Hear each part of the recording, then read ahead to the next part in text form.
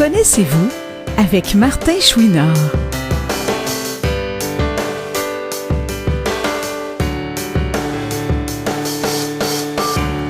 Comme cadeau de Noël, on revit ensemble quelques moments forts vécus à l'émission.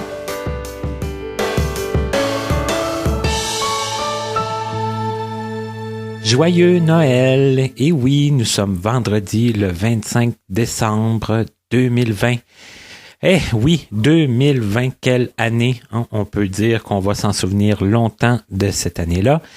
Et c'est un peu parce que l'année a été difficile que toute l'équipe de Connaissez-vous, on a décidé de vous offrir un petit cadeau, de ne pas s'absenter complètement comme on le faisait habituellement pendant cette période. Je dis un petit cadeau parce que c'est une émission originale, oui, mais c'est pas une entrevue régulière, disons ça comme ça.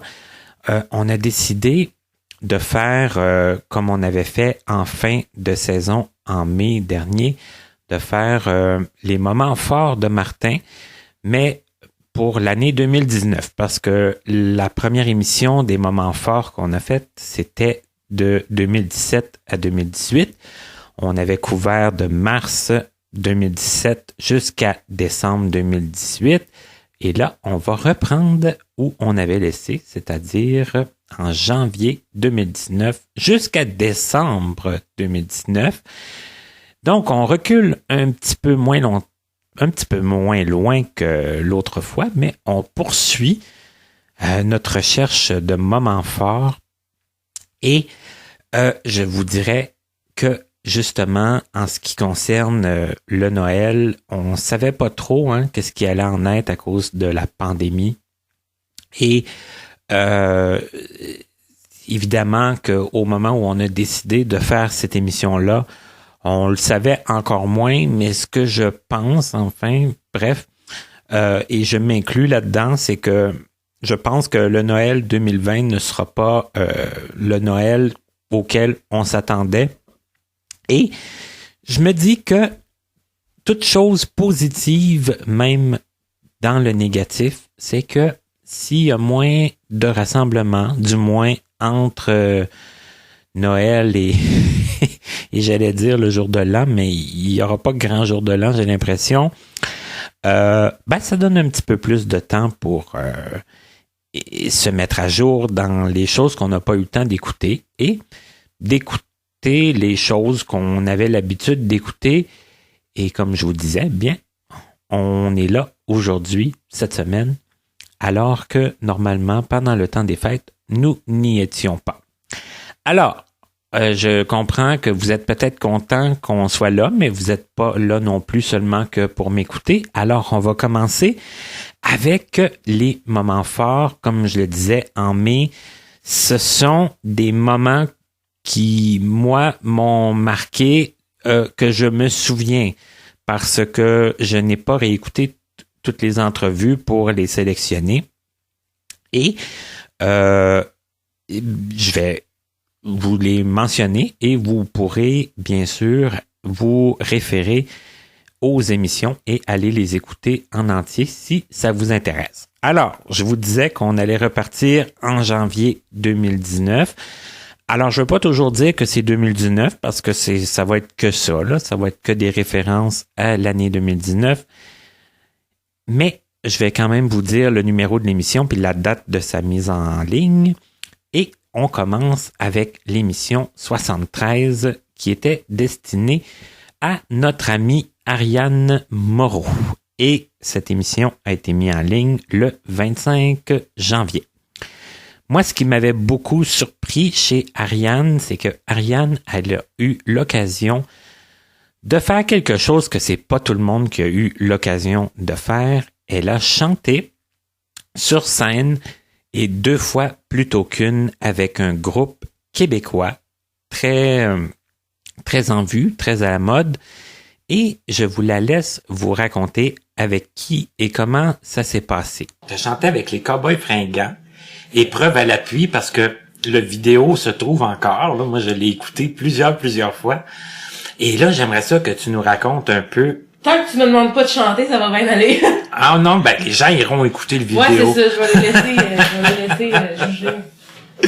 Mais j'aimerais ça que tu nous racontes un peu comment ça s'est passé, comment que je pense qu'il y avait des fois où c'était des gens différents qui venaient chanter En fait, Marine Marchande. ouais, en fait, comment ça s'est passé, c'est pas vraiment compliqué. C'est que les Cowboys sur leur page Facebook, ils avaient publié une annonce comme quoi qu'ils cherchaient dans le fond pour la tournée octobre, là, qui est maintenant terminée depuis le 25 septembre. Dans le fond, ils cherchaient des marines marchandes, des voix féminines pour chanter la voix de la fille dans Marine marchande. Moi, pour le fun, pour le pur fun, j'ai envoyé ma candidature. OK. Ne sachant pas que ça allait déboucher. Je me suis dit, regarde, tant pis. Si ça marche pas, ça marche pas. Si ça marche, ben cool, je réaliserai un de mes rêves. D'être sur scène avec mon groupe préféré. Donc là, fallait envoyer comme ta candidature. Ouais, donc dans le fond, je l'ai renvoyé sur un beau petit lien Dropbox, là, par Facebook, là. Pas plus compliqué que ça, là. Fait avec un iPhone, je pense que j'avais enregistré ça. OK, fallait que tu fasses comme un échantillon ouais, c'est ça. Parce qu'il fallait bien qu'ils entendent chanter. Qui entendent quand même, oui. Donc, c'est ça. Je pense que j'avais fait ça avec mon iPhone, je sais plus trop, un soir, chez nous, en me disant, je perds rien, ça va juste être drôle. Et puis finalement, je me suis fait inviter le 30 décembre 2015 au quartier 10-30 sur scène pour interpréter La Marine Marchande avec les Cowboys. OK. Ça que ils t'ont à un moment donné, ils t'ont répondu, ils ont dit oui, tu viens. Quelle date t'aimerais ça faire? Je vais être là le 30 décembre, fait que si ça te tente, je suis libre. C'était un soir que c'était déjà prévu que t'allais voir les Cowboys? Pas nécessairement, non. OK.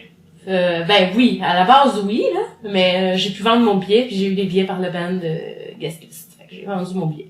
OK. Et là, il y avait pas de répétition avant ni rien? En fait, oui, on a fait un test de son. OK. Ça a été la seule. OK. Puis après ça, les Cowboys, même pas un mois plus tard, me l'ont redemandé. J'étais pas supposée aller à ce show-là, puis me l'ont redemandé de le faire à l'entrepôt de la Chine, qui est une salle de spectacle extraordinaire et une belle maison de bois antique avec une sonorité fantastico-fabuleuse. OK. Donc je l'ai fait 2 fois plutôt qu'une. Ah, puis là, la deuxième fois, ils t'ont... C'est vraiment eux autres. C'est eux qui t'ont redemandé. Ouais. Ah, il y avait pas de marine marchande ce soir-là. Puis mon ami avait dit elle est libre, fait que demandez-y. Qui m'ont réécrit. Aïe, mais quand même. C'est que t'as pu vivre l'expérience 2 fois. Ouais. C'était quand même tout un honneur. Ça devait être stressant quand même, parce que la Marine Marchande, c'est un point fort dans le spectacle quand même. Ouais. Moi, je l'ai vu une fois, le spectacle de cette tournée-là. Mais la Marine Marchande, elle m'a déçu ce soir-là. Ah, dommage, c'était pas moi. Non. Non, c'est sûr que c'était pas toi. Mais c'était Marie-Annick. Puis je trouvais que ça lui allait pas très bien, tu sais, comme... Non, c'est pas dans ses cordes, hein. Non. C'est plate, là, je veux pas... non plus, mais tout le monde a pensé ça. Ça fitait pas. Non, c'est Marie-Annick, elle a une toute petite voix. Oui. Il faut quand même avoir une voix portante. C'est une voix quand même un peu plus... un peu plus rauque. Ouais, c'est ça, exactement. Donc, moi, je m'attendais pas à ce qu'il me le redemande. Mais c'était très bien, par exemple. Hein. Moi, j'ai adoré ça là, quand je l'ai écouté, la vidéo. Puis en plus, c'est que j'étais un peu tombé par hasard là-dessus parce que je le savais pas. Qui donc te l'a appris? Facebook encore? YouTube. Ah, ok. YouTube. Parce que j'avais fait des recherches pour aller écouter Marine Marchande live. Puis je suis tombé sur moi? Oui. Ah, c'est drôle, ça. Oui. Parce que je l'ai posté. Je pensais que tu l'avais vu parce que je l'avais posté sur Facebook. Mais non, je pense pas. Ah, ok. Je pense que c'est vraiment par hasard. Ah, c'est drôle, ça. Ouais. Ça fait que des fois, hein, le hasard de... Le hasard fait les choses. Le hasard de l'Internet.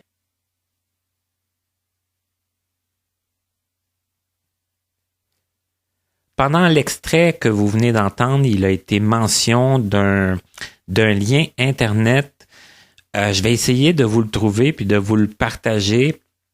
Mais enfin, reste quand même que ça se trouve très facilement sur YouTube. L'extrait qu'Ariane a chanté avec les Cowboys Fringants. Donc, je vous invite à aller l'écouter et vous allez voir, moi, je l'ai écouté souvent, je l'ai dit à Ariane, mais c'est vraiment vrai, je l'ai écouté souvent, puis je l'ai même réécouté récemment avant de vous en reparler, histoire de me remettre dans le mood de ce moment qui était très agréable. Maintenant, on passe à un autre extrait, un extrait très humoristique. En tout cas, moi, j'ai eu beaucoup de plaisir avec cette personne-là. Je me rappelle même que quand je me suis déplacé chez cette personne, c'était comme une tempête du début du mois d'avril. C'était une grosse journée. Je me disais, bon, on s'en va dans se foutre dans la tempête, et c'est le cas de le dire, mais ça a valu énormément la peine parce que, comme je vous dis, j'ai eu beaucoup de plaisir avec cette personne-là. Et je vais arrêter de dire cette personne-là. Il s'agit de Jean-Claude Provost. C'est l'émission 85 du 19 avril. Et Jean-Claude, c'est quelqu'un de très volubile et qui aime expliquer les choses et de façon humoristique. Et c'est ça qui m'a séduit dans un premier temps. Et il m'a raconté, il nous a raconté dans le fond, une de ses passions qui était, je peux presque dire, une passion commune, parce que moi aussi, j'ai été fasciné par ça étant plus jeune. Je vous le laisse nous raconter. Et en plus, c'est très comique, alors ça ne gâche rien. Extrait avec notre invité Jean-Claude Provost. Moi, j'étais un maniaque de téléphone. Quand j'étais petit, Ça part de loin, ça? 2 ans. 2 ans. Écoute, j'avais peur de la madame. La madame, j'avais peur qu'elle me mange. Puis ça, c'était la Quelle madame dame? qui... Okay. Ben, c'est ça. Quand on décrochait le téléphone... Moi, j'ai appris à signaler, écoute, là, j'étais vraiment bébé, là, vraiment jeune. Puis le téléphone, ça me fascinait. Puis ça me fascinait d'autant plus que aujourd'hui, tout est... c'est quoi le mot que je cherche? En tout cas, incolore, inodore et sans savoir, comme dit là. Ben, robotisé. Parce que toutes les sonneries sont pareilles, ouais. Toutes les dial tones sont pareilles, tout est pareil ou à peu près. Excepté en Europe, évidemment. Oui. Mais en Amérique du Nord, là, c'est pas mal tout pareil partout. Mais à l'époque, c'était vraiment pas le cas. Et premièrement, il fallait, quand on appelait un longue distance, il fallait donner notre numéro.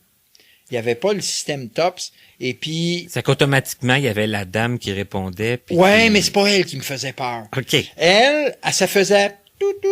Puis là, si on parlait pas, elle disait, votre numéro, s'il vous plaît, your number, please. Puis là, il fallait donner notre numéro. Oui. Mais moi, j'ai appris à donner le numéro de quelqu'un d'autre. Puis là, dans le temps, il pouvait pas vérifier ça. Il pouvait pas détecter Puis ça. là, non. Puis ça a roulé pas mal longtemps, ça, cette affaire-là. pas mal longtemps. Ouais. Puis là, moi, j'appelais en plus. J'aimais ça, entendre des nouvelles sonneries. Fait que là, j'appelais, j'avais vite appris qu'en faisant oui. Ça faisait une longue distance, puis là, je signalais n'importe quoi. 2, 3, 4, 5, 6, 7, 8, 9, 0, 0, ou 3, 2, 1, 1, 1, 1, 1, 1, ou peu importe qu'est-ce qui peut passer dans la tête d'un enfant. Des essais de numéros, là, pour essayer d'aboutir pour essayer d'entendre des sonneries, puis le son des communications, qu'est-ce que ça faisait. Okay. J'avais enregistré des affaires, je les ai effacées, je le regrette tellement. Oui. Mais en tout cas, puis c'est ça. Puis à un moment donné, mon père s'est trouvé avec un compte de téléphone, tu vois. Puis là, ils ont dit, hey, là, mon père, il arrive un mauvais soir, puis est-ce que tu joues avec le téléphone? Non, ben, pas vraiment. Ouais, c'est parce que j'ai un compte du Bell, là, ici, là, puis c'est sûr que c'est pas nous autres qui a fait ça. Ben, en tout cas. Fait que ça a commencé comme ça. Je me suis retrouvé à Bel-Canada 30 ans plus tard. mais en tout cas... Oui, mais là, la dame pas fine, elle faisait quoi? Oh, la là? dame qui voulait me manger. Elle, c'est parce que quand on fait... Je sais pas comment j'ai trouvé ça, mais quand on faisait Oui. 4-2-2, ça faisait... Nous regrettons, votre appel n'est pas très cheminé. Veuillez recommencer, ou en tout cas... OK. Puis là, mais elle, j'avais peur qu'elle me mange, par exemple. La dame m'a enregistré? Ah oui. Puis là, je me dépêchais à raccrocher. Ça te donne l'âge que je pouvais avoir, là. Puis, non, c'était vraiment bizarre, là. Mais j'aimais ça. Puis je rasseyais, puis à un moment donné, je dis, tant pis. Puis là, à un moment donné, j'appelais Zéro. Puis à un moment donné, j'ai découvert l'opératrice. Oui. Puis là, j'appelais Zéro. Puis là, je parlais pas. Puis là, téléphoniste, operator. Bon, les gens qui parlent pas, ils n'ont pas besoin de ligne. Fait que là, elle coupe ça, toi. Puis on était un bon 2 heures sans wire de téléphone. Parce qu'elle a dû me mettre en hold puis me laisser là, petit sacripi. Tu veux pas parler, on va te montrer. Puis là, évidemment, mon père, il a eu besoin du téléphone, n'est-ce pas? Parce que il était en affaires, là, fuck. Il en avait besoin pour le vrai, lui, là. Puis là, le téléphone marche pas. Mais là, il le sait pas. Ben là, il m'entend peut-être, là, du haut du ciel, mais j'y ai jamais dit. OK. Que c'était à moi qui avait mordillé l'opératrice puis qu'elle a dû se revancher. Avec en tout cas. Mais tout ça pour dire que j'avais une passion assez sérieuse pour le téléphone. Mais quand même, ce qui est étonnant, c'est que la dame qui te faisait le plus peur, c'était le message enregistré. Ah ben oui! C'était pas celle qui coupait le téléphone. Non, c'est ça le pire. Ben, elle m'a fait peur, elle aussi. Mais l'autre, je pensais vraiment qu'elle était pour me manger. Mais c'est parce que l'opératrice est arrivée plus tard, peut-être 6-7 mois plus tard. OK. Parce que ça a duré, ben écoute là, parce que après ça, j'ai raffiné ma méthode. En tout cas, on pourrait passer le restant de l'entrevue. Mais sur les on va quand téléphones. même s'entendre sur le fait que elle t'a pas coupé le téléphone la première fois. Là. Ça faisait une coupe de fois. Non, c'était un message enregistré. Mais là, c'est parce que l'opératrice, elle, de la façon que ça marchait, c'est que quand elle raccrochait, si on ne raccrochait pas, ça ressonnait. À l'époque, c'était comme ça. Oh, ça ressonnait. Yes. Fait que là, tu signalais 0. Là, elle répondait. Puis là, quand elle raccrochait, si tu raccrochais pas... Moi, j'ai découvert ça parce que j'avais un téléphone Contemporain. On avait un Contemporain à un moment donné. Et puis, tu pouvais appuyer sur le bouton pendant que tu entendais ce qui se passait sur la ligne. Fait qu'en tout cas... Puis c'est là que j'avais découvert que si tu raccroches pas... et elle fermait, l'opératrice brisait la communication parce que tu avais fini, peu importe. Puis là, ça se remettait à sonner. Puis c'est comme ça que ça s'est remis à sonner 3 fois. Puis là, la 3e fois, elle s'est dit, toi, mon petit manveli. Et puis c'est là qu'elle nous a mis en hold pendant un bon 3-4 heures, puis on n'avait plus de ligne. Aïe, c'est très drôle. Ouais, c'est... en tout cas. Mais le téléphone, j'aime ça. J'aime encore ça, j'ai aimé ça. De façon passionnée, puis je veux dire, c'est ça, j'ai raffiné la technique, j'ai compris, j'étais capable de savoir quand quelqu'un appelait, parce qu'à l'époque, on pouvait pas savoir si, je veux dire, il y avait pas d'afficheur. Non, c'est Puis ça. quand les gens nous appelaient, parce que ça arrivait assez souvent à l'époque, il y a des gens qui appelaient puis qui parlaient pas. Juste pour être sacripant. Oui, puis parce que on pouvait pas. Puis on pouvait pas l'identifier, puis en plus, on pouvait pas raccrocher. Ce qui est plus le cas aujourd'hui. Mais à l'époque, si quelqu'un t'appelait, puis t'essayais de fermer la ligne, s'il raccrochait pas, t'es à fait, ça marchait pas. Oui, puis je me souviens de ça, c'était comme ça quand j'étais jeune aussi. Bien sûr. Puis là, avec un Contemporain, puis je peux tout expliquer aujourd'hui techniquement pourquoi, mais on va se borner à dire qu'avec un Contemporain, j'entendais le clic-clic quand on pèse sur la ligne, puis qu'on la lâche, et puis je pouvais savoir l'appel vient de Saint-Rémy ou l'appel vient de Montréal. J'étais capable de savoir ça parce que c'était pas le même nombre de clics que ça faisait. Et puis, comme tu dis, tout ça s'explique techniquement, là. OK. Mais, puis là, quand il y avait des gens qui parlaient pas, Fait que là, je disais, tu viens de Saint-Rémy, toi. Reste là, puis là, tu cliques. Là, ça raccrochait vite. Parce que j'avais raison. Puis t'avais comme dépisté oui, d'une certaine j'avais façon, dépisté. Puis là, là, ben, les gens, il y avait d'assez peur. proche, Oui. puis là, les gens, ça les inquiétait. Oui, puis là, il raccrochait, puis ça en allait. J'avais appris comment faire sonner le téléphone. J'ai fait toutes sortes de niaiseries imaginables et inimaginables. Hey, j'adore ça. En tout cas, mais c'est ça. Fait que j'ai bien aimé ça.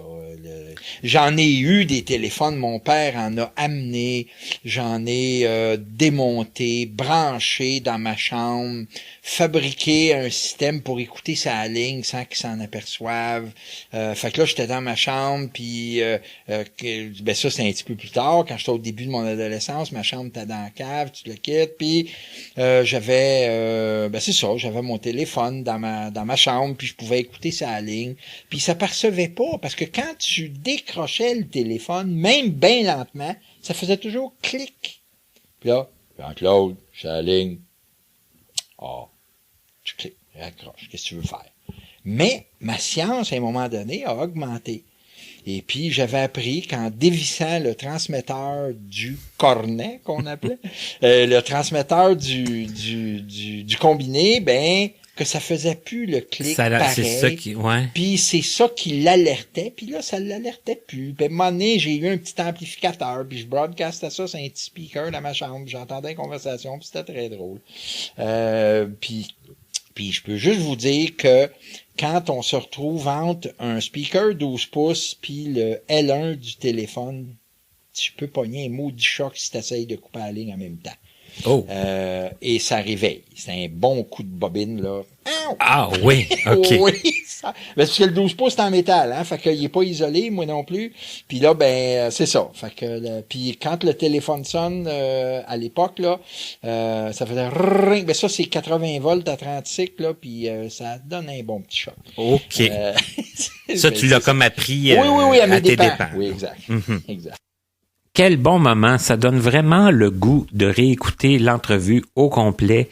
C'est une entrevue qui a passé très vite en plus et toujours dans la bonne humeur et l'humour. Parce que je l'ai dit, cette émission-là, la majorité des extraits sélectionnés, c'était quand même sous le signe de l'humour. Et ça se poursuit avec notre prochain invité qui est Bruno Monblot, émission 89, 17 mai. Et j'ai eu beaucoup de plaisir avec Bruno. C'était la première fois là officiellement que je le rencontrais. Je pense qu'on s'était déjà croisés lors d'une course qui avait été faite à la SAM, une course qui avait eu lieu à Mont-Saint-Hilaire avec la maison de la course de là-bas. Mais c'était un peu flou. Ce soir-là, j'ai rencontré Bruno, on a fait l'entrevue ensemble, on a eu beaucoup de plaisir. On s'est moqué peut-être au détriment de d'un certain groupe de personnes, mais enfin, moi j'ai jamais fait de triathlon, mais Bruno lui en a fait, et on va vous raconter un peu ce qui nous rebute un peu.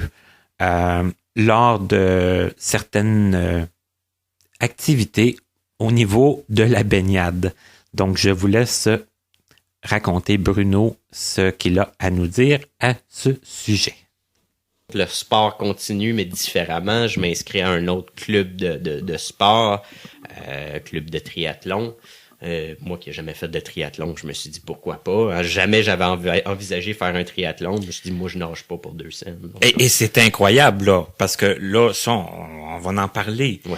Là, le triathlon, c'est les trois sports. Oui, mais je me souviens jamais dans quel ordre, OK? En fait, c'est nage, vélo, course. OK, ça qu'on commence par la nage. Exactement. OK. Pourquoi ils l'ont fait, hein? C'est ironique un peu. Pourquoi ils l'ont fait? Parce qu'au début, ils avaient mis la nage à la fin, puis les gens étaient trop fatigués, puis il y en a qui se noyaient. Oh. Fait qu'ils ont décidé, on va mettre ça en avant. C'est On pas va grave. commencer. Si t'es fatigué à la course, tu marches. Hein? Ou si tu fais une petite fouille de vélo. Au moins, tu sais, c'est moins noyade. Il y a non, il y a pas de revenir. Non, ici, exactement. Et ça doit être assez effrayant. Ben, ouais, c'est ça. Puis Bon, je sais bien que les gens sont pas là pour revenir nous le dire. Non, c'est ça. Ils en témoignent par leur absence. Oui.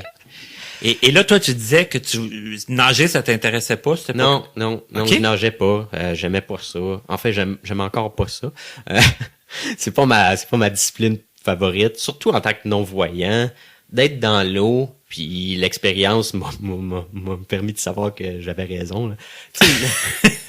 Nager en piscine, ça va. À la limite, ça va, c'est clair, c'est propre. Tu sais. Bon, en couloir, c'est pas trop agréable parce que je vois pas les gens. Des fois, tu sais, on rentre dans les autres personnes. J'essayais d'y aller plus le jour, quand il y a moins de gens pour aller nager, m'entraîner. Mais rendu dans un triathlon, souvent, c'est en eau libre. En eau libre, ça veut dire quoi? Ça veut dire soit en lac, ou à Montréal, le triathlon, c'est dans le bassin olympique, où il y a l'aviron. Puis, Martin, je sais pas si tu as déjà vu où c'est brun, hein? C'est relativement sale. Moi, le en tout bassin cas, olympique, ça me fait pas très envie. Non. Honnêtement, non. Mais, fait que quand tu nages là-dedans, ben, c'est brun longtemps. Oui. Fait que, mais moi, je suis attaché avec quelqu'un. Mon guide nage en avant de moi. Ouais, c'est ça, j'allais dire. Là, vous êtes quand même attaché. Ouais. Donc, tu peux pas te perdre, tu peux Non, pas t'égarer. tu peux pas te perdre. C'est déjà ça. Mais t'as aucune sensation de t'es où. Hein? Parce que c'est brun longtemps. Tu sais pas. Puis tu perds la notion du temps. Tu peux pas regarder l'heure, tu peux pas savoir. Fait que ça fait-tu 2 minutes, tu nages? Ça fait-tu 10 minutes? Ça fait-tu 15 minutes? T'es où? Je sais pas. OK. Puis là, le triathlon, là, vous nagez combien de... Mais ça dépend des distances, mais un sprint qui est la plus petite distance, c'est 750 mètres de nage. OK. Puis peut-être un 20 minutes, là, dépendamment du calibre. Là, entre 10 OK, ça et prend à peu 25 minutes. OK. Là, ouais, c'est Ça serait à peu près ça, le temps de nage. Ouais. Le temps dans l'eau. Ouais. Dans l'eau sale. Non. C'est ça, dans le... Ouais. Excusez. Par la suite, on sort finalement avec joie de cette eau sale-là, puis on embarque sur le vélo, le tandem. Est-ce que vous êtes en wetsuit ou Ouais. vous êtes... OK. Ouais, en wetsuit. En fait, Montréal, je me souviens plus. Ça dépend de la température de l'eau. Donc, s'il fait trop froid, on est en wetsuit. Sinon, juste en trisuit, qu'on appelle une espèce de maillot, une pièce qu'on embarque sur le vélo, puis on garde le même maillot pour la course. Ah oui? OK, Ouais, c'est ça. Oh mon Dieu, OK. C'est ça, c'est une espèce de... On appelle ça un genre de soude de lutte, là. Ça ressemble à un One Piece avec des shorts puis une camisole, mais tout en un morceau. Parce que tu veux pas avoir à changer, là. OK, mais l'eau, elle rentre-tu là-dedans? Oui. Oui? Tu deviens mouillé, puis quand t'embarques sur le vélo, tu sèches. Moi, il y a un autre facteur. Moi, j'aime pas ça être mouillé. Non, ben c'est ça. Ouais. Moi, j'aime vraiment pas ça. Moi, j'aime ça faire du vélo, mais je me suis rendu compte que faire du vélo quand il pleut, c'est dégueulasse. Ouais. Puis j'aime pas ça. J'ai fait le tour de l'île une fois, puis on s'était tellement fait prendre par la pluie, là. C'est pas agréable. J'ai dit plus jamais. Non, c'est ça. Plus de Fait que tour là, de t'as l'île. pas le choix. En triathlon, c'est sûr que tu fais du vélo mouillé, là. C'est ça, là. Puis mais au moins, tu commences par l'eau. C'est ça, exactement. Je voudrais pas finir comme ça. Non, puis se noyer, non, merci. Non, on c'est ça. va laisser faire. Une autre entrevue que j'ai eu beaucoup de plaisir à réécouter parce que je voulais sélectionner le moment dans l'entrevue, puis finalement, j'ai pas mal réécouté au complet et ce fut fort sympathique. Le prochain extrait, c'est peut-être l'extrait le moins comique de la sélection d'aujourd'hui, mais je vous dirais que je l'ai sélectionné parce que il se passe beaucoup de choses à Connaissez-vous. Il y en a qui me disent qu'il n'y a pas beaucoup de filles, et c'est vrai, mais c'est souvent les filles qui refusent de participer. Et les messieurs qui acceptent, souvent, une fois qu'ils ont accepté, ils acceptent de s'ouvrir parfois, de nous amener à des endroits que même moi, je savais pas qu'on irait. Même Bruno, dans l'entrevue d'avant, pas dans l'extrait qui a été sélectionné, mais dans l'entrevue, il a parlé de problèmes qu'il a eu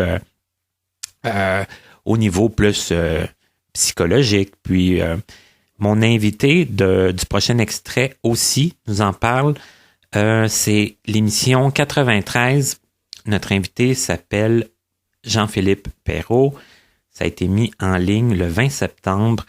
Et Jean-Philippe nous a raconté, lui aussi, que après avoir déménagé il a eu un peu plus de difficultés au niveau social et a senti à un moment donné le besoin d'en parler parce qu'il avait des inquiétudes sur sa vie, sur son avenir, et il n'a pas hésité à demander de l'aide. Et le but de Connaissez-vous, c'est souvent d'axer sur le positif.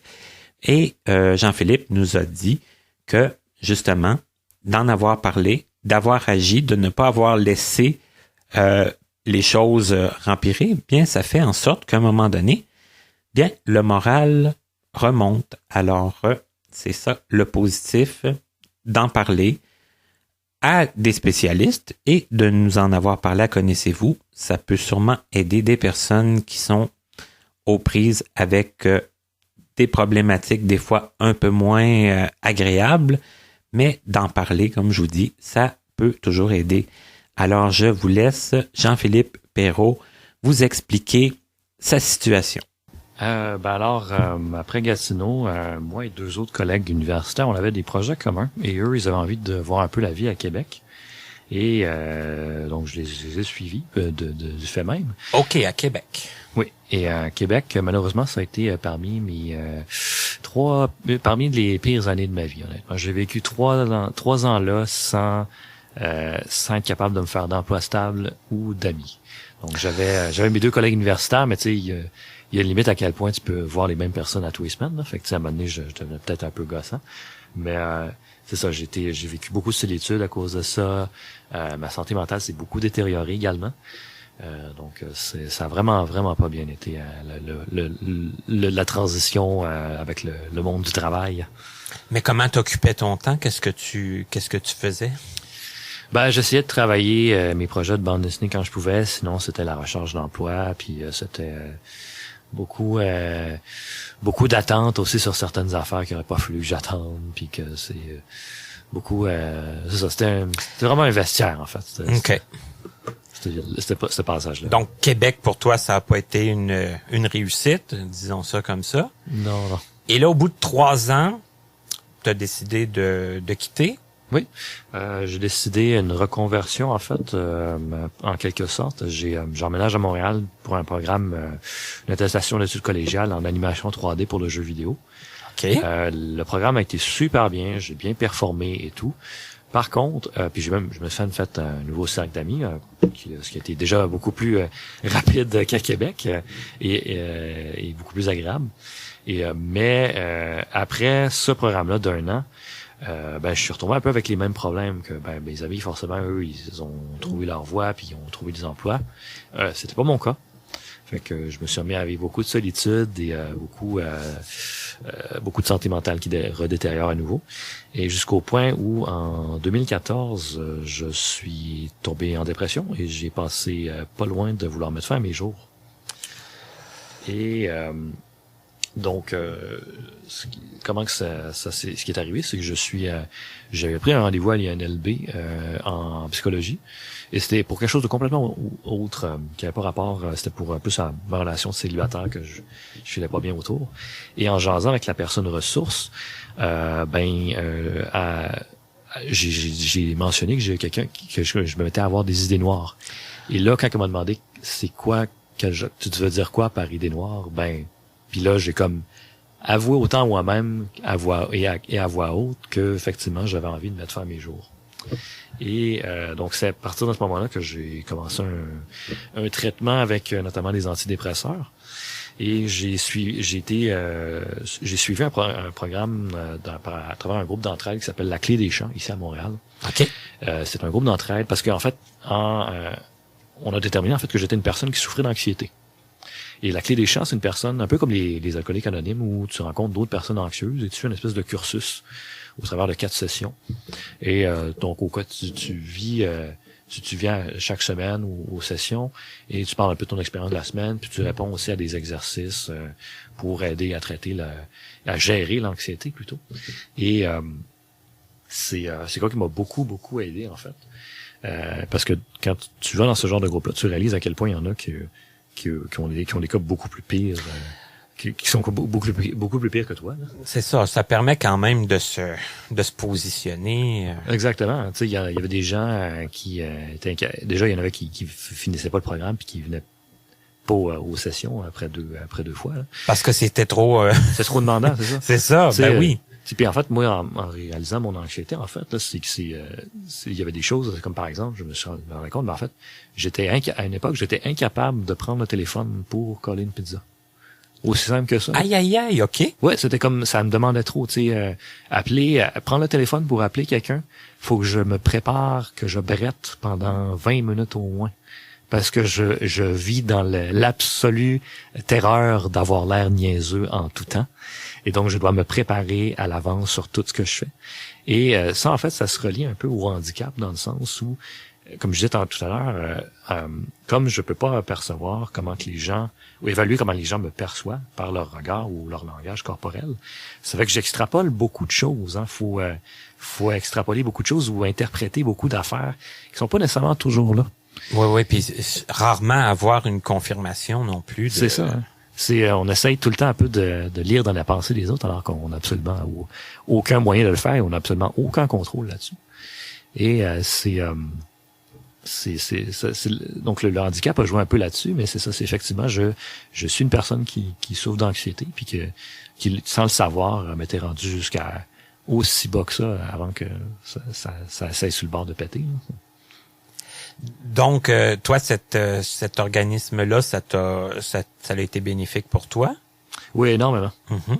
Puis ça a redéfini beaucoup de choses dans ma vie. Il y a après, je continue encore mon cheminement là-dessus parce que c'est sûr que l'anxiété, t'apprends ça à gérer au jour le jour, puis c'est avec le temps. Ça disparaît pas. Pas complètement, mais c'est surtout qu'on apprend à la gérer parce que en fait, l'anxiété c'est quelque chose de naturel. Hein. C'est la peur, comme la peur, c'est un phénomène naturel qu'on a besoin. Et normal. Mais le problème, là où le problème se fait, c'est que quand l'anxiété devient trop énorme, que ça gère ta vie au complet. Tu sais, il y a quand je peux avoir une discussion avec quelqu'un comme celle qu'on est en train d'avoir là, et il pourrait se passer de quoi, ou tout simplement mon anxiété embarque après coup, après la discussion, et je vais ruminer dans ma tête, repasser en revue tout ce qui s'est dit, tout ce que j'ai fait, et essayer de trouver la bébête, quelle affaire j'ai pas bien faite, quelle affaire j'aurais dû mieux faire, ah non, j'ai dû avoir l'air niaiseux en disant ça, blablabla, et ça peut m'animer pendant des jours et des jours, voire des semaines. Il y a beaucoup de gens qui finissent l'entrevue puis qui disent « Oh, j'aurais dû dire telle affaire. » Exactement. Puis bon, ils ont peut-être un degré d'anxiété différent du tien. Ben, je pense que c'est plus la nervosité aussi oui, dans effectivement. Ça, c'est... Mais je suis quand même très étonné que qu'on soit ici ensemble aujourd'hui après ce que tu me dis. Ben déjà, oui, pour ceux qui l'ont deviné, je n'ai pas fini par me suicider, donc je ne suis pas mort. C'est déjà, déjà bien. Pour ceux qui se doutaient encore un peu. Là. Et non, je ne parle pas avec un esprit. Une autre très belle entrevue que j'ai vécue cette journée-là avec un mec de l'Abitibi, comme on dit, que je n'ai pas connu là-bas, mais qui vient du même endroit que moi.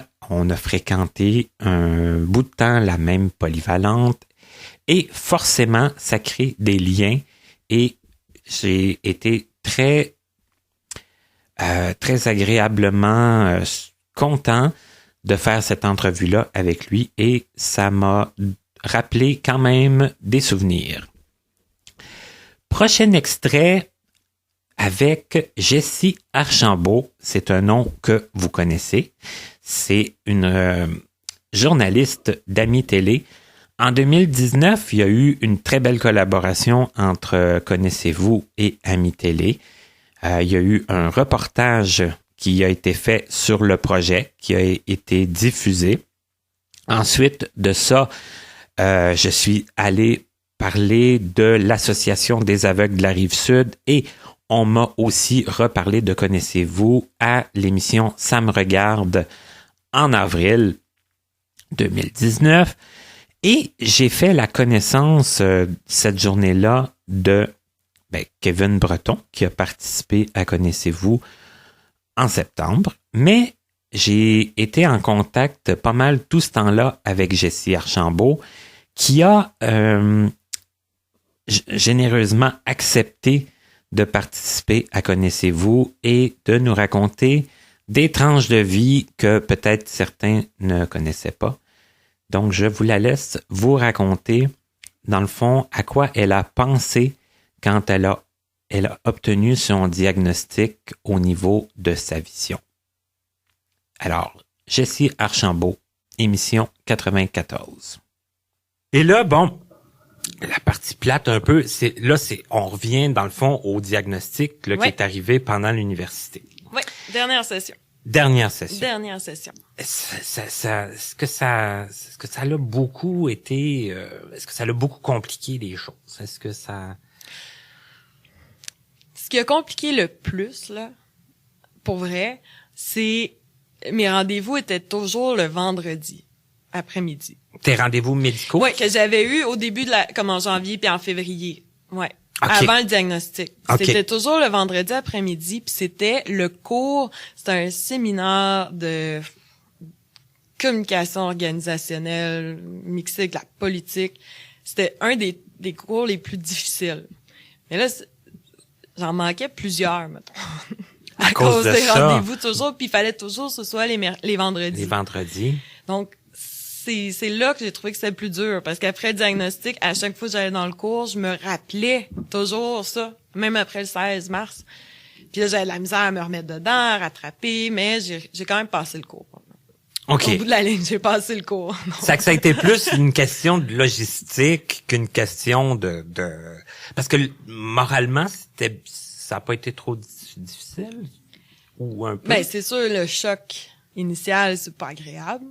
J'étais avec ma cousine, OK. Émilie, qui habite dans la région.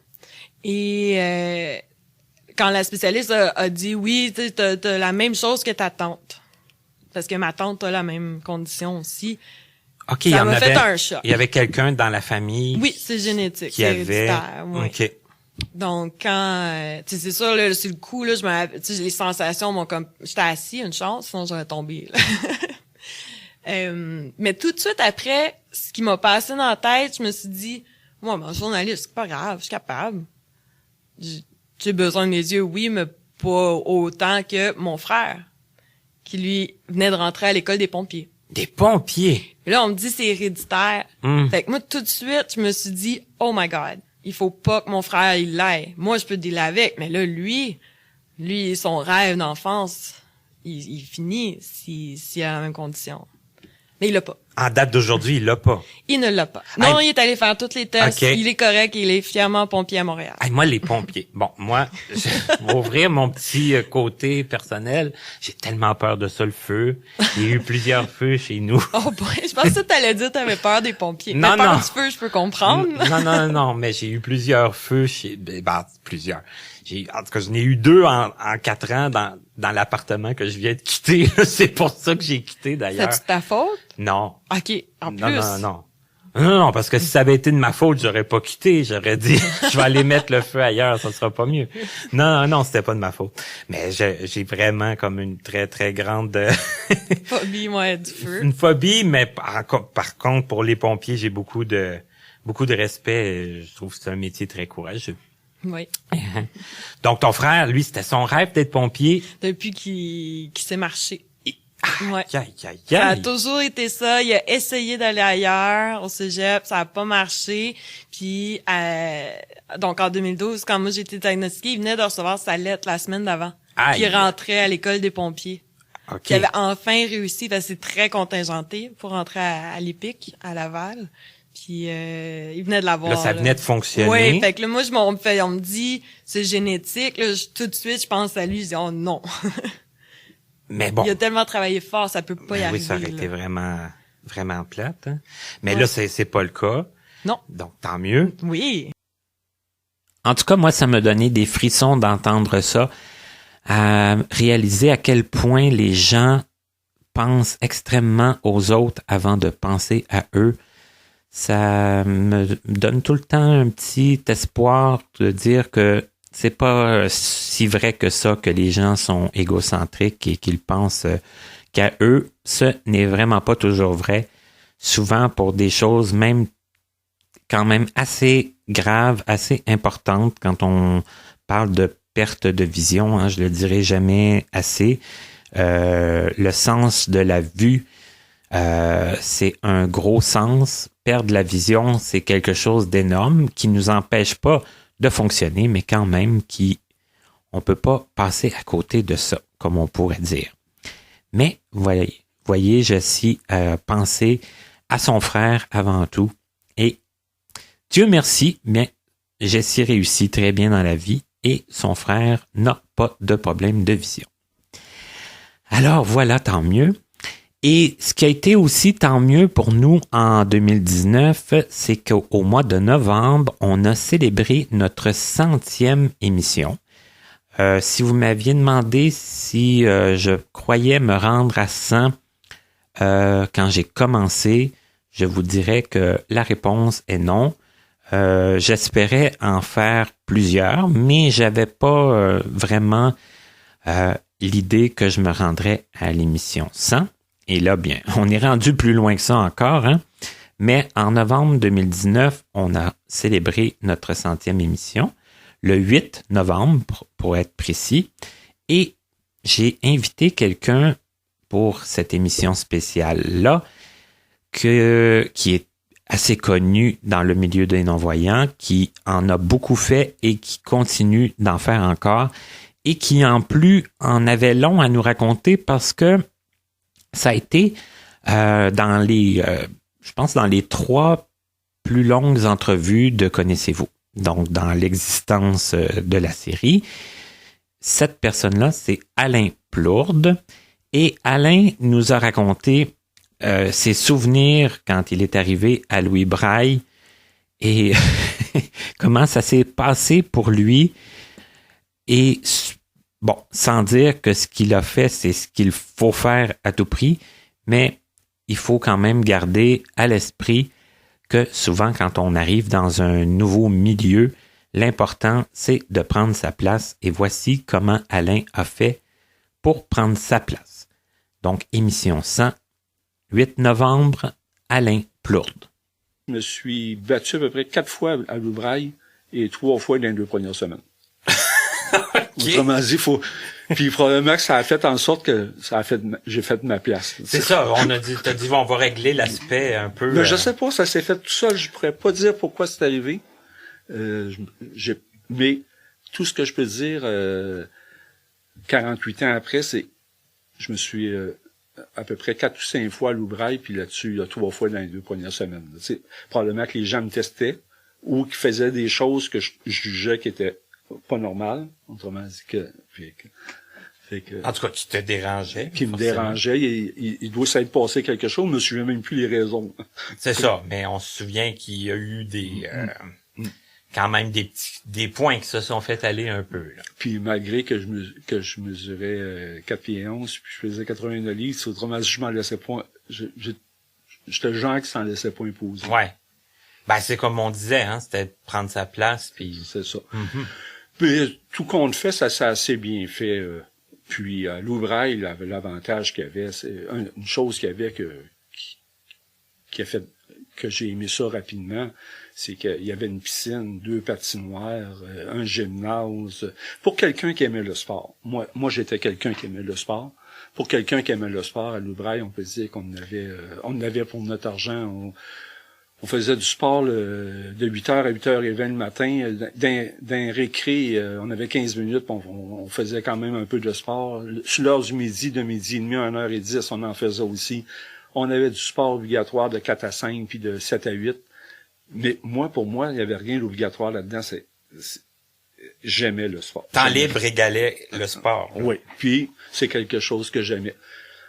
Je restais là les fins de semaine en plus. À l'époque, c'est Rivière-Bleue de Longueuil, c'était à peu près 490 km. Ouais, à l'époque, 490 km, c'était loin, là. Fait que je descendais à peu près 5-6 fois par année. Fait que les fins de semaine, là aussi, on pouvait faire du sport. On faisait des jeux de société aussi. J'ai appris à jouer aux échecs. J'ai les jeux d'échecs, les jeux de dames, les jeux de cartes,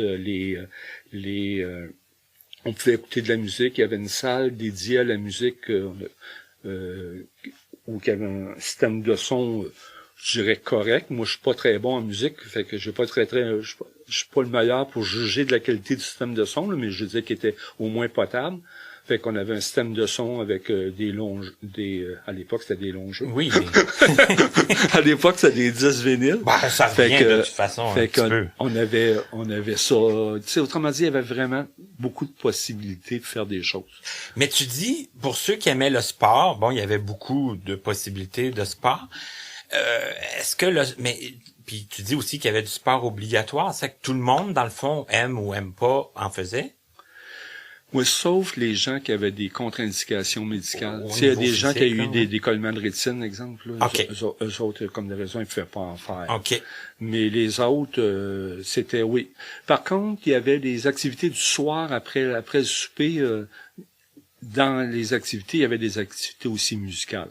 Moi, comme des raisons, je faisais plus les activités sport, mais il y avait des gens qui faisaient plus des activités musicales, aller écouter des longs jeux, justement. OK. Du classique, ou du jazz, ou du Charlebois. À l'époque, il y avait du Charlebois, puis en tout cas, OK. les gens de l'époque. Mais moi, dans mon cas, c'était plus le sport. OK. Entre autres, la piscine. Oui, tu demandais beaucoup aux gens de t'accompagner à la piscine. Oui, hein? puis J'ai su ça en fin de semaine. puis la première année, là, de janvier à juin, on avait normalement un cours de piscine pour apprendre à nager, là, soit pré-juvénile, juvénile, junior, intermédiaire, senior ou médaille de bronze. Ça fait, tu sais, les niveaux. Les niveaux. Mm-hmm. Moi, quand j'étais arrivé, j'étais dans le pré-juvénile, puis rendu au mois de juin, j'étais allé tellement souvent, j'allais pas juste à mes cours, j'allais tant que je pouvais, puis j'allais avec d'autres groupes. Fait au mois de juin, j'étais rendu déjà à junior. J'avais passé pré-juvénile, j'avais passé juvénile, puis je pense, on va dire que l'autre d'après c'était intermédiaire ou junior, je me souviens plus, j'avais passé celui-là aussi. OK, ça fait haut. Fait que j'avais appris à nager, là, vraiment, là, à l'ouvrage. OK. Avant que, quand j'étais arrivé, je nageais à peu près pas, là. J'avais pas peur de l'eau, mais je nageais pas. OK. Fait que non, la première année, le premier 6 mois, j'étais allé énormément à la piscine. Fait qu'il y avait ça, il y avait la piscine. En plus de ça, moi, je me rendais bien compte, par chez nous, que j'étais sur le point de plus être capable d'aller à l'école. Fait que, ce qui me rendait triste de quitter, je me souviens que quand je quittais en train, moi. Ah oui? Je prenais le train à Rivière-Bleue, 9h15, je pense, le matin, puis j'arrivais à Longueuil fin d'après-midi, soir.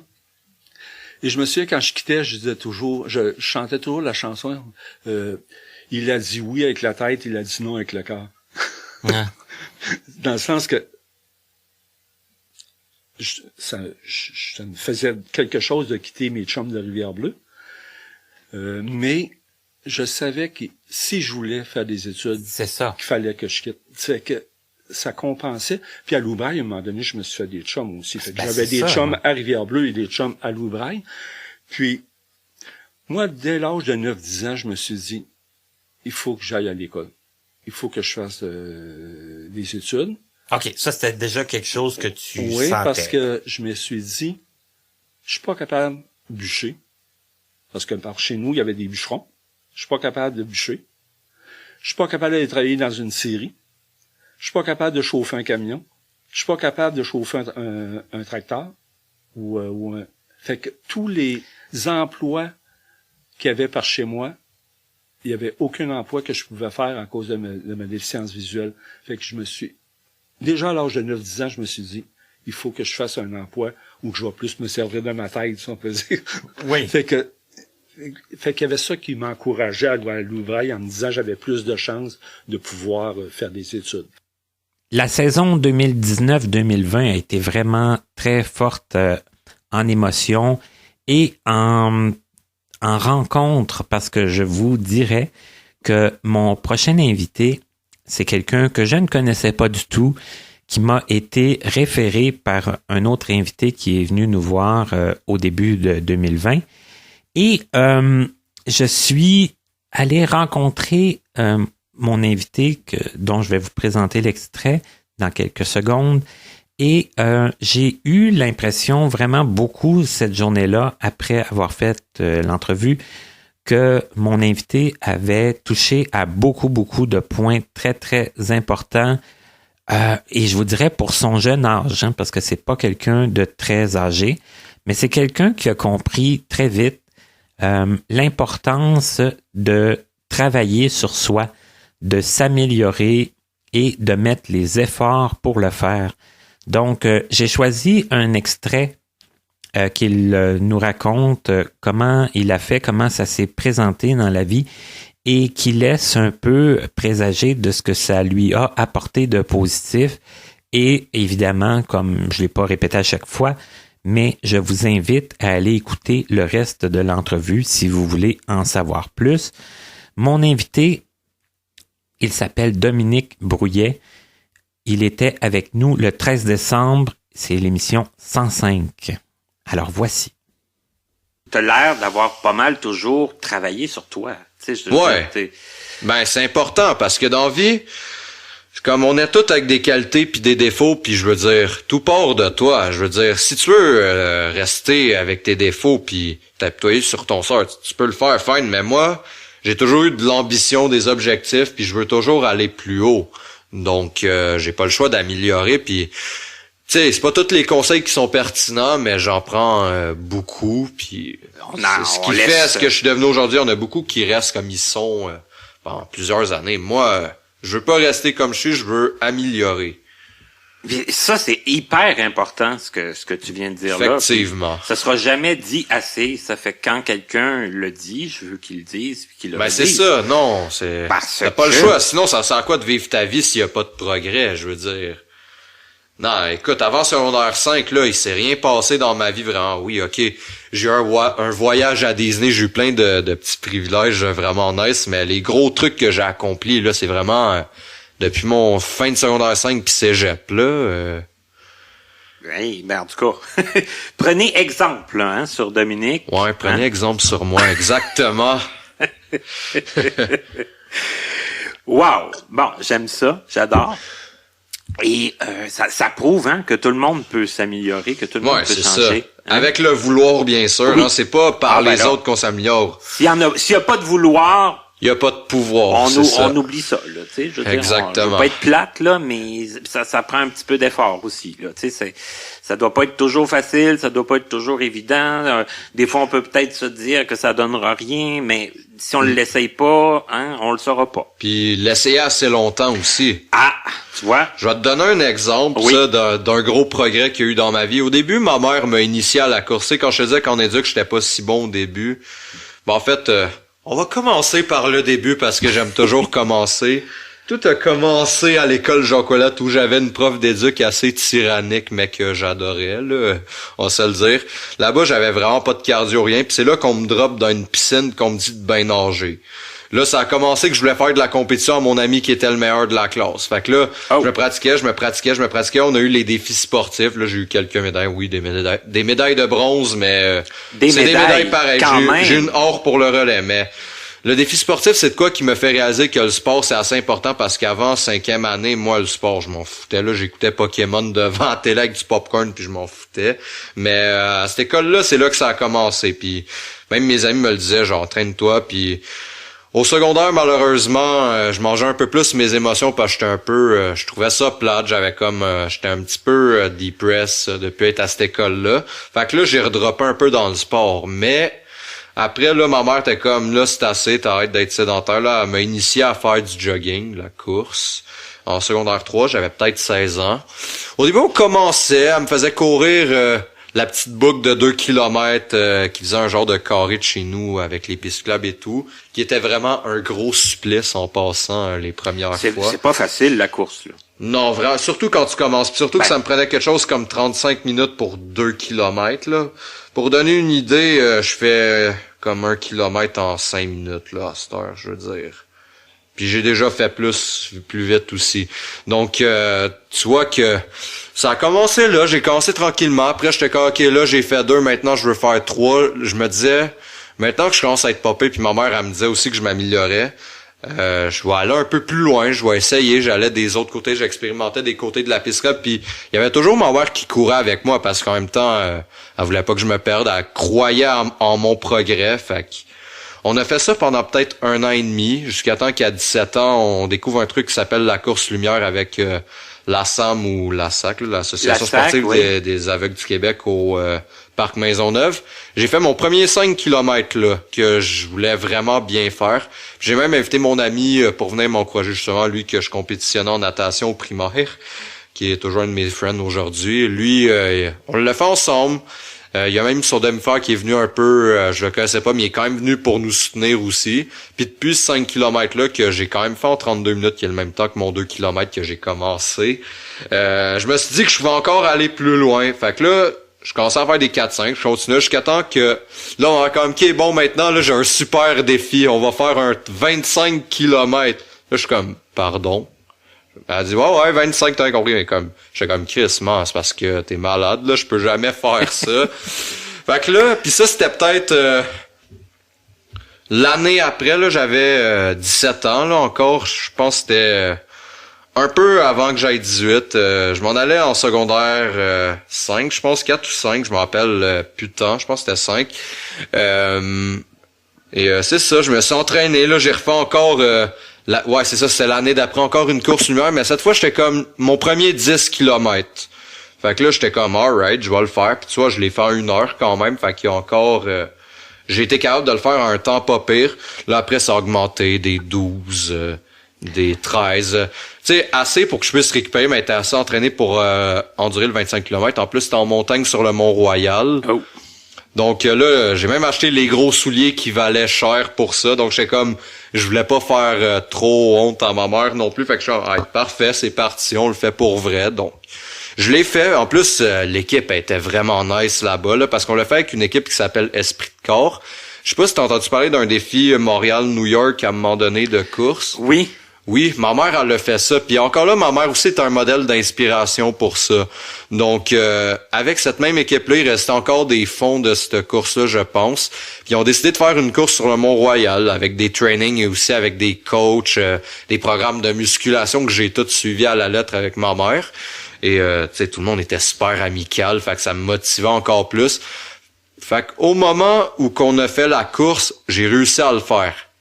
Comme... il y avait quelques pauses, on faisait des boucles de 7 km, comme on prend un petit quick, là, un genre de, ouais, tu sais, les jus de coureur, les boosts, là. Ouais. Je prenais ça. Aïe. En plus, des mal de ventre intenses, là. Tu sais, quand tu vas à la course, des fois, ça te fait ça, là. Donc, non, c'était assez douloureux. Puis à la fin aussi, les jambes, là, j'ai été raqué pendant quelque chose comme 1 semaine après. Ah, là. mais ça fait mal. Ouais, ça fait mal. Mais ça fait mal à des places. sur le Mont-Royal, là, ouais, des places que tu pensais pas qu'elles existaient sur ton corps. Exact. Là. Parce que les fois que j'ai couru, moi, ça a été ça. Hein? Ben, c'est ça. Donc, Dominique, avec une bonne grosse voix de personne qui a confiance en lui et qui a le goût de partager son message, ça ne se fait pas tout seul, un travail sur soi. Je pense que Dominique nous l'a bien expliqué. Il n'a pas essayé de nous faire des cachettes, de nous raconter des histoires. Je pense qu'il a raconté sa situation telle qu'elle est. Et je crois que c'est une émission qui peut être très inspirante, surtout pour les jeunes auditeurs. Et je sais qu'il y en a beaucoup de jeunes, parce que des jeunes qui ont participé à Connaissez-vous, je ne pensais pas que ça se ferait autant. Je me disais, ces jeunes-là ne me connaissent pas, peut-être qu'ils ne sont pas intéressés à discuter de leur vie à mon micro, mais la plupart des jeunes que j'ai approchés ont accepté. Et Dominique est l'un de ceux-là. Et je pense que on se demande souvent qu'est-ce qu'ils deviennent les jeunes, qu'est-ce qu'ils font, comment ils vivent leur vie, particulièrement leur vie sociale après leurs études. Bien, je pense qu'on a quand même des pistes de réponse avec tous les jeunes qui sont passés et qui passeront à Connaissez-vous. Je vous présente déjà mon dernier extrait pour cette semaine, parce que j'ai dit au début que c'était un petit cadeau de Noël. Mais, comme je vous l'ai dit, toutes les émissions sont encore accessibles sur mon site. à www.martinchouinard.com. C'est très facile à retenir et le site est très facile à utiliser. Les émissions 1 à 126 sont encore disponibles sur YouTube, mais depuis l'été dernier et à chaque semaine, les émissions sont maintenant disponibles sur plusieurs plateformes de podcast ou de balado, si vous préférez le terme français.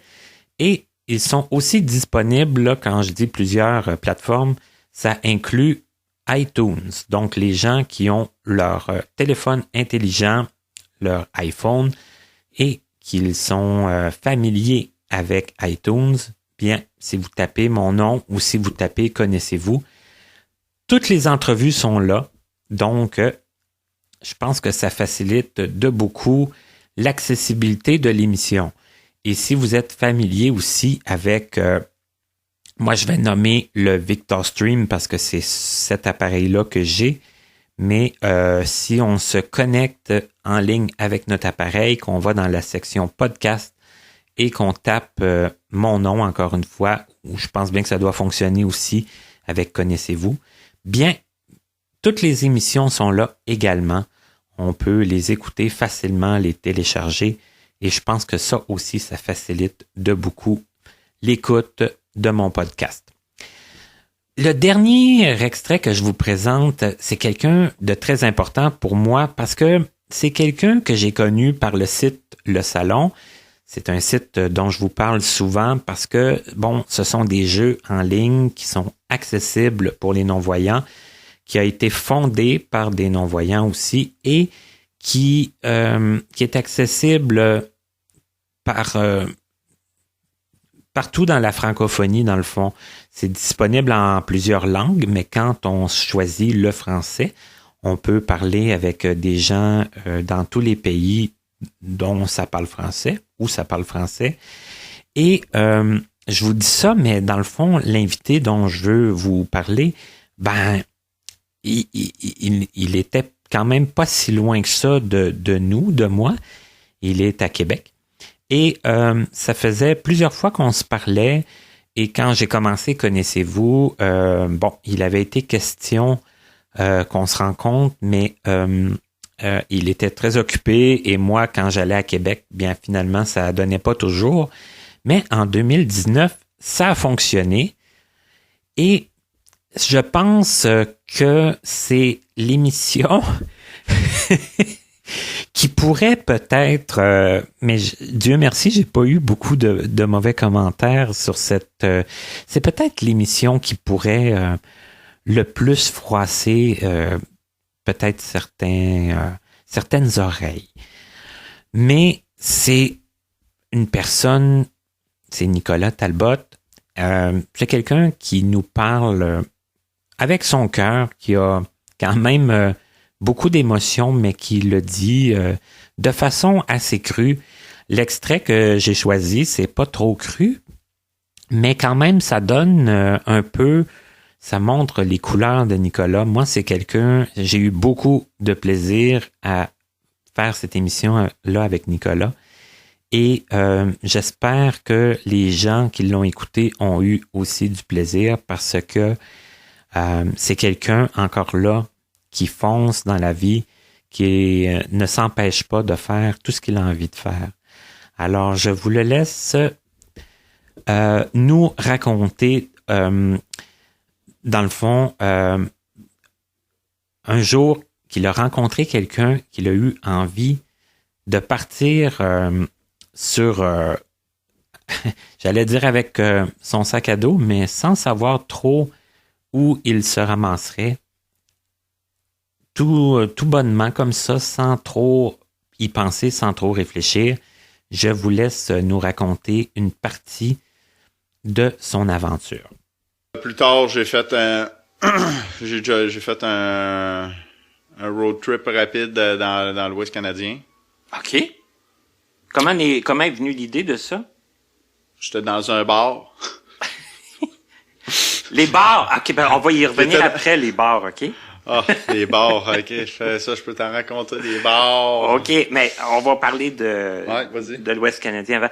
Ben, en tout cas, l'idée, t'es venu là, t'as rencontré des gens. Ben, j'ai rencontré une personne, une fille, une amie, elle voulait faire ça, puis elle m'en a dit, ok, let's go. Je la connaissais pas plus que ça.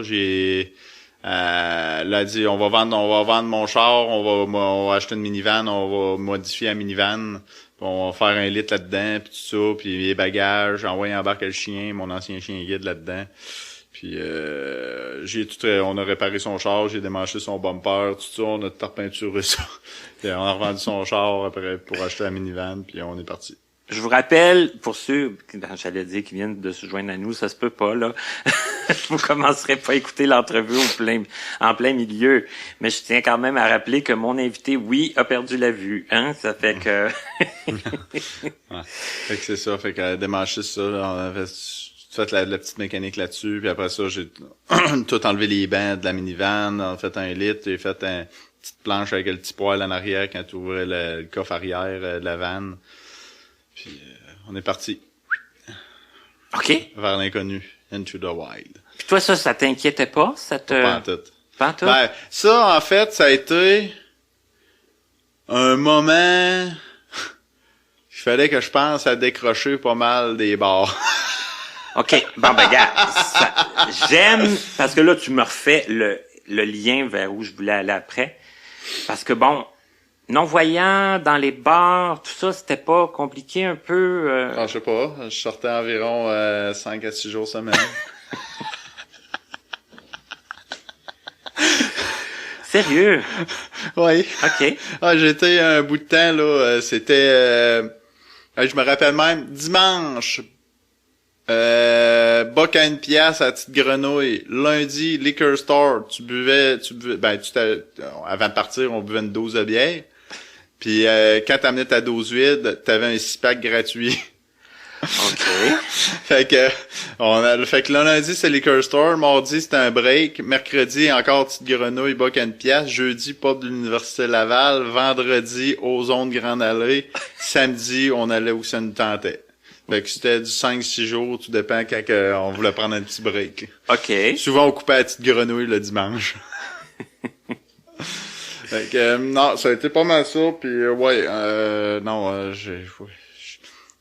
j'allais dans les festivals de musique, festival à Tadoussac, Woodstock en Beauce.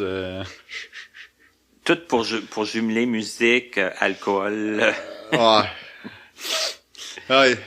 À cette heure, on peut le dire, le pot est légal, oui, je fumais avant. Ah ouais, mais là, tu sais, c'est rendu légal, tu on peut le dire. Ah oui? Ah ouais? Pourquoi pas?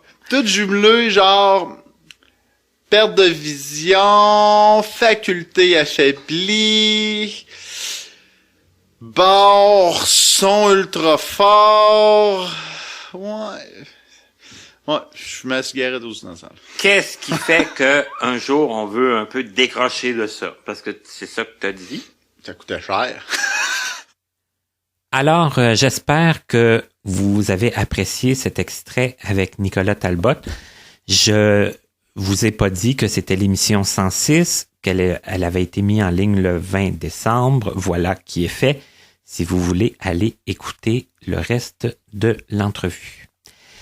Eh bien, c'est ce qui met fin à ce petit spécial de Noël, les moments forts de Martin 2019.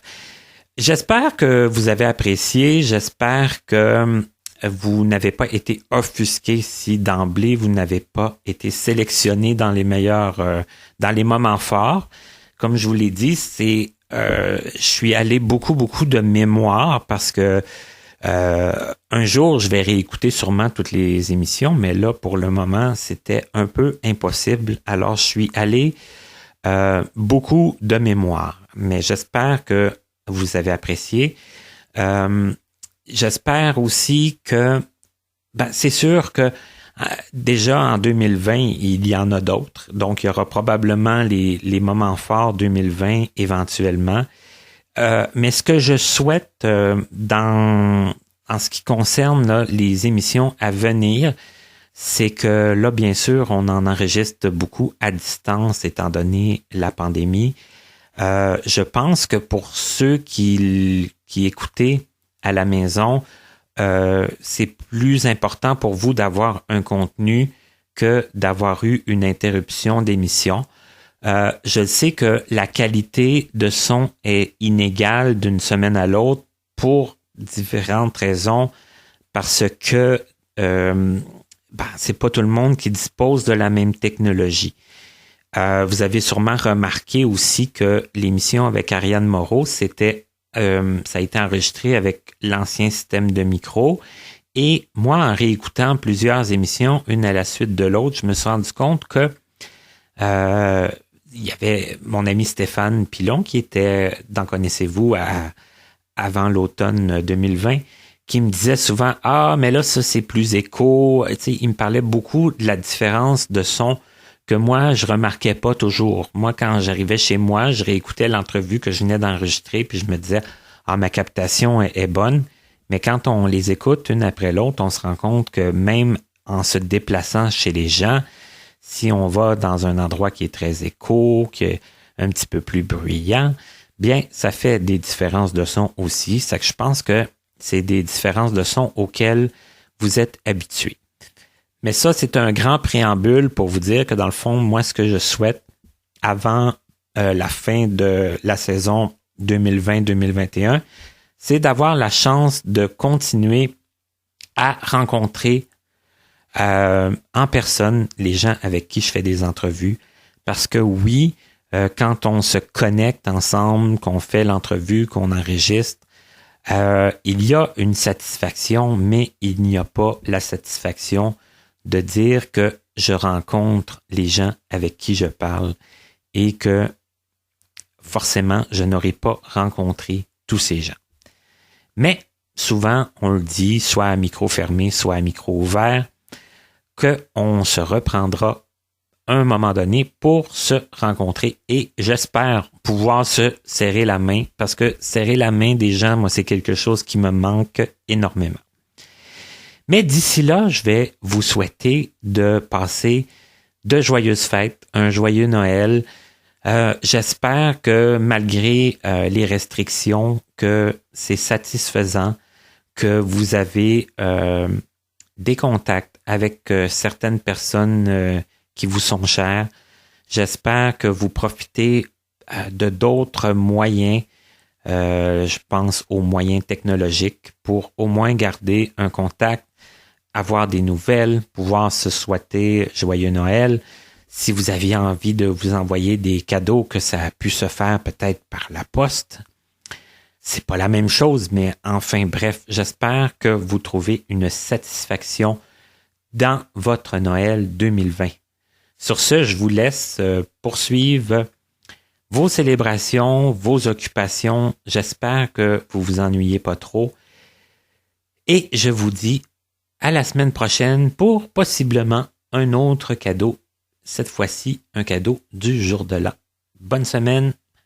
À la prochaine.